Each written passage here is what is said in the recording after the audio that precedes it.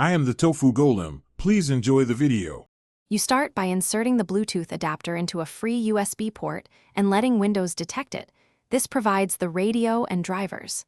Once the LED indicates power, open Settings and navigate to Bluetooth devices because that's where pairing happens.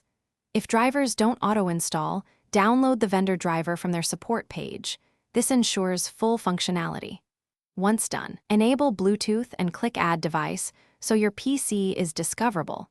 This sequence both initializes hardware and prepares software. You put your headset, mouse, or keyboard into pairing mode so the adapter can see it. Devices usually flash an LED or announce pairing. Then select Add Bluetooth or other device and click the item name. Confirm a PIN if shown because that secures the link. After pairing, open device properties to set profiles like a 2DP for audio or HID for keyboards. This ensures correct behavior. If latency or audio quality matters, make sure Windows uses the high-quality profile and not the hands-free profile. You finish by testing the connected device in real tasks. Play audio, type, or move the mouse to confirm responsiveness and range. If you experience dropouts, make sure drivers and the Bluetooth stack are up to date because outdated firmware causes instability.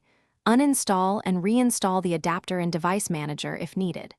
As a key troubleshooting tip, if pairing fails repeatedly, remove the device from Bluetooth settings, power cycle both devices, then repair. This clears stale pairings and often resolves link issues. Thanks for watching. Consider subscribing if we helped you today.